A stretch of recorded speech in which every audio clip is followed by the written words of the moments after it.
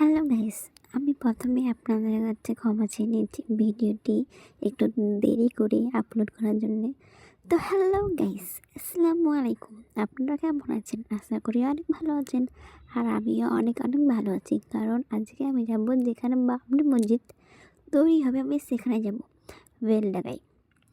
তো আমি বেলডাঙায় বাবরি মসজিদ দেখার জন্য চলে এসেছি। এখানে অনেক মাদ্রাসা ছেলে এসছে এবং মৌলানা এসছে, অনেক মানুষ। এখানে হঠাৎ দেখছি আমি শফিকের বউ তারাকে, তাকে ঘিরে অনেক ছেলে মেয়ে এবং অনেক মানুষের ভিড়। আমি তো তার সঙ্গে ছবি তুলবো ভেবে আমি তো তার কি বলবো, আমি পাত্তাই পেলাম না, এত ভিড়।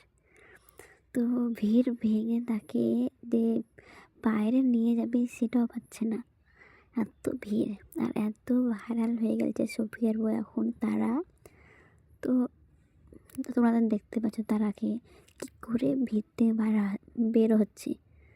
তো আস্তে আস্তে ভিড় থেকে বেরিয়ে যাচ্ছে এবং আস্তে আস্তে চলে যাচ্ছে বাড়ি, রাস্তার উপর চলে যাচ্ছে।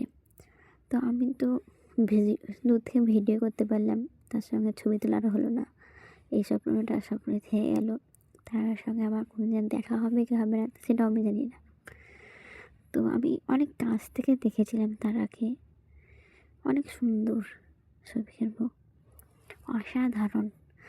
তারপর অনেক রাত হয়ে গেছে এবং সেখানে টাকা দিতে গিয়ে দেখি সেখানে ফোনপে, পেটিএম, অনেক অ্যাপ থেকে পয়সা নেওয়া হচ্ছে। তো আমি পয়সা দিলাম, সেটা বাক্সতে রেখে দিল।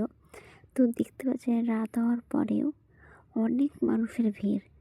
এখানে ভিড় কমে না, কোনো সময় তার লেগেই কমে না, এত ভিড়।